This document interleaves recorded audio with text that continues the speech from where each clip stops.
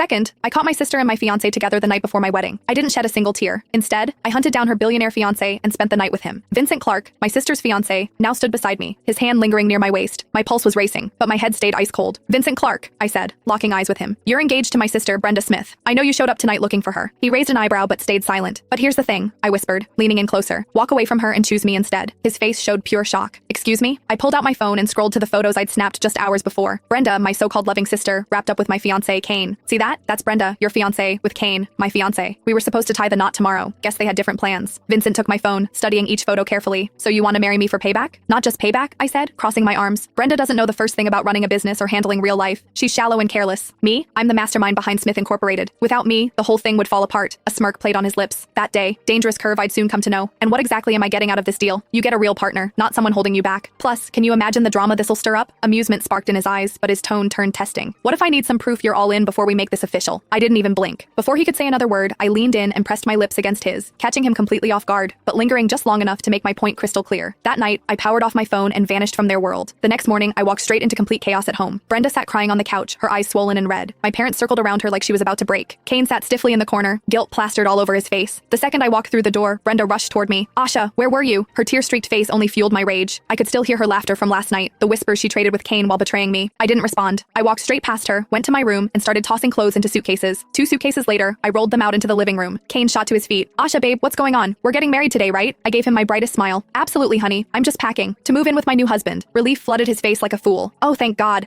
I'll head over to the hotel and get ready then. The moment he left, I turned to face Brenda and my parents. Their expressions were absolutely priceless. Brenda wiped her nose. I need to tell you something. If it's about you and Kane last night, don't bother, I said icily. Brenda's face went white. You'll hear from me soon enough, I continued without missing a beat. Right now, I've got a wedding to attend. I loaded my bags into the car and glanced at my phone. A text from Vincent lit up the screen. If you're serious, meet me at City Hall. Don't keep me waiting. My heart practically skipped a beat. Without hesitating, I drove straight there. We got married that day. Quick, quiet, unreal. The marriage certificate felt foreign in my hands while Vincent remained completely calm, unreadable. What's next? He asked as we stepped outside into the daylight. Your place? I said simply. Give your car keys to my driver, he replied. He'll take you there. You won't get through the gate without him. I paused for a moment. He added, or hand them to me, and my driver will take you in my car. Reluctantly, I dropped the keys into his palm. Vincent's mouth curved into that signature smirk. 15 minutes into this marriage and you're already handing me your car keys? That desperate wife? I couldn't help but laugh. Please, you're rich enough to buy me 10 new cars if this one disappears. His eyes lit up, first surprise, then something like respect. As his driver took me toward Vincent's estate, one question kept spinning in my mind. Who exactly had I just married? The first month dragged by a near silence. Vincent was practically invisible. He worked past midnight, left before sunrise, barely more than a shadow in our shared home. The staff insisted he came back some nights, but I never caught him. Still, against every shred of common sense, I started developing feelings for him. His quick wit, those self-assured smirks, and rare flashes of something genuine underneath, it all made my heart pound. Then one afternoon, everything I'd been bottling up caught up with me.